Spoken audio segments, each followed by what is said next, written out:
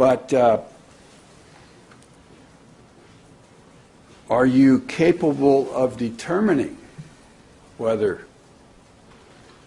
in looking at those levels, whether one level would be lethal without the other level?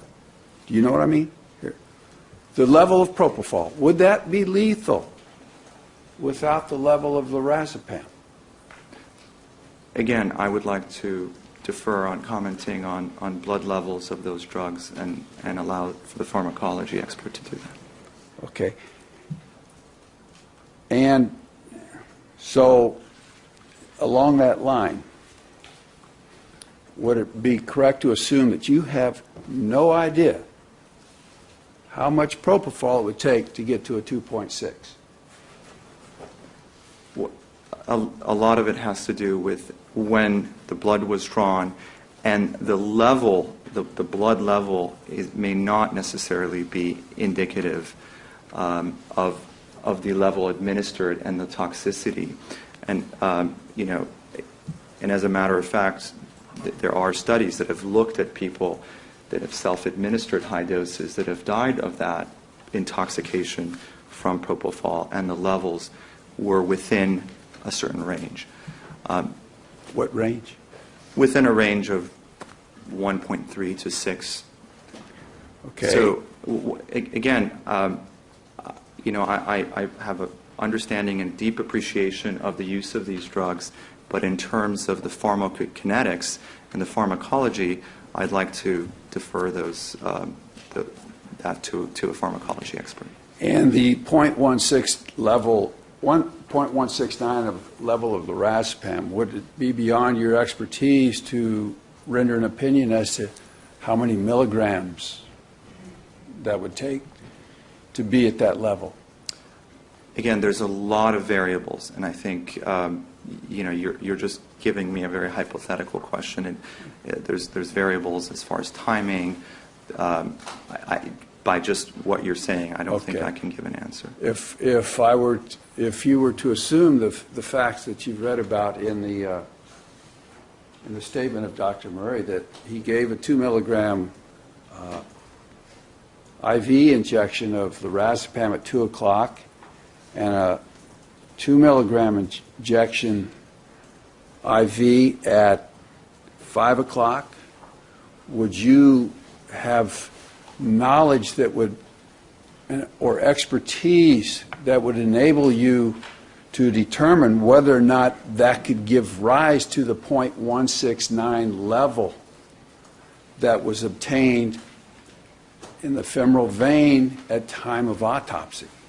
Again, that is something that I would like to defer to a pharmacology expert.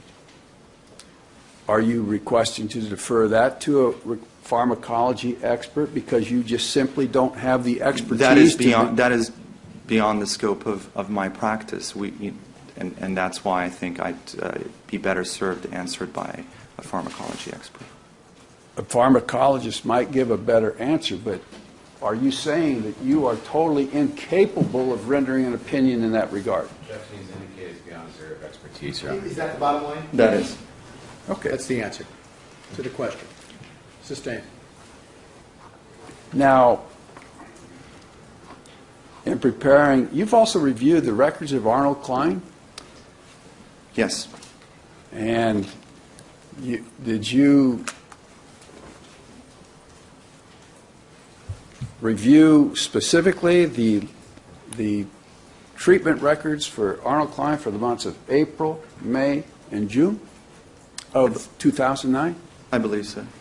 And did you see, in reviewing those records, that Arnold Klein had given Mr. Jackson approximately 6,500 milligrams of Demerol during that period of time?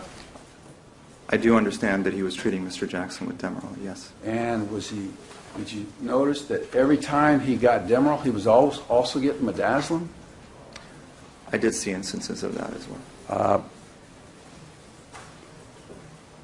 Did you form an opinion as to whether or not Mr. Jackson had a Demerol problem as a result of review of those records? Objection vague as to Demerol problem. Do you understand it? You know, I can't really answer that question based on purely the records that I have available from Dr. Klein. That's the answer. You may proceed. You saw that when he got a Botox injection that the doctor gave him a cc or 2 of midazolam? Section, Is do that we have a correct? date reference? Well, if you want a date record, It's not what I want. The objection is sustained. okay. Rephrase the question, please.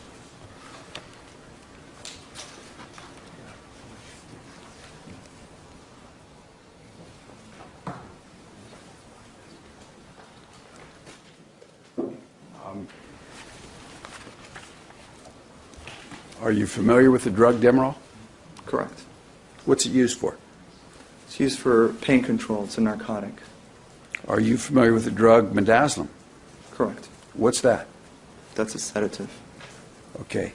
Is midazolam also used to alleviate pain on minor procedures?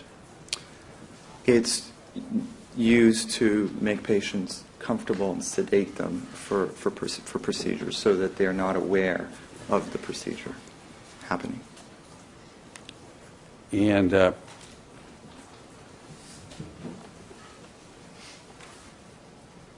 is 200 milligrams of Demerol a large dose? It's a significant dose, yes. And have you used it before? At that dose, no, and as a matter of fact, I usually avoid using Demerol. Why? Well, you know, my practice is mostly in the hospital with patients that are sick and have underlying significant medical problems, and Demerol the byproduct of it can have neuroexcitatory phenomena, and that's just not an ideal drug, particularly in patients that I really don't have, very good history. And really, there are better alternatives to be used, and this is especially true in elderly individuals. So I don't, in my practice, I don't use it very often. I have in the past, but I don't. You used the term neuroexcitatory. What does that mean? It means that it can actually activate someone's, make them more hyper or excitable, make them more, create more of stimulation. And when it metabolizes, does it form a pyridine and normopyridine? That's correct. And is that the excitatory qualities that you're talking about? That's correct. The basic injection is kind of a hypnotic, isn't it?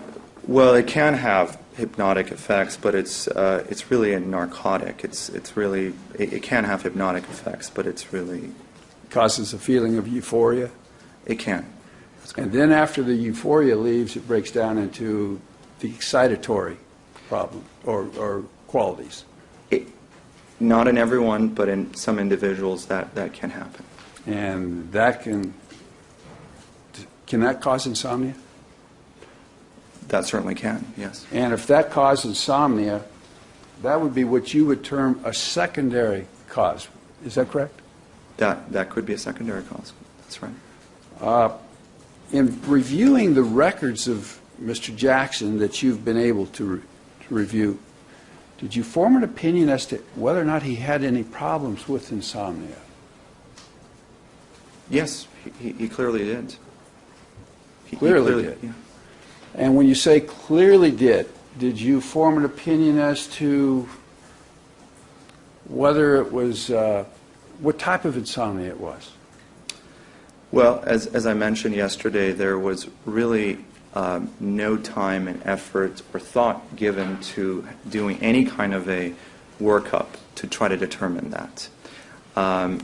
Excuse me just a minute. Objection, the witness is answering your question.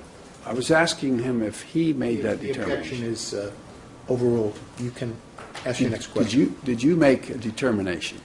It's very difficult as someone that's not taking care of a patient to make just a pure determination on something like that. It certainly seemed that there were issues that were potentially that may have resulted in secondary causes of insomnia. You know, it's such as anxiety and perhaps a dependency to certain medications. Is that a no answer? You did not make a determination? It's what I mentioned is that there was no workup done to try to determine that, but by reviewing the records, there was clearly a suggestion that there were secondary issues. The answer is yes. There was some indication that there were secondary causes for the insomnia. So you did make a determination as to the cause of his insomnia?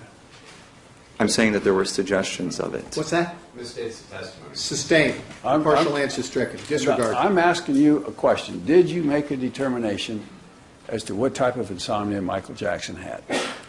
That can be answered yes or no, and then give me an explanation. Well, again, you know, things are not always black and white, and in this scenario, there were suggestions from just reviewing the records. I was not seeing Mr. Jackson at that time or examining him, so I don't have all that information. But by just reviewing the records, there is again a suggestion that there may have been problems with him having anxiety for performing, as well as possible issues with use of drugs, medications such as Demerol. So my question remains, did you make a determination as to what type of insomnia he had? Again, I can't make that determination. I can maybe have a suggestion. So your answer is no. You did not make a determination as to his cause of insomnia. I think that there were strong potential for secondary causes. There's clearly evidence of that, and that's what I'm saying. But all I'm saying is that I can't exactly say what all those secondary causes were, because I didn't do the workup. Do you think that he had refractory insomnia? No, I would not say that.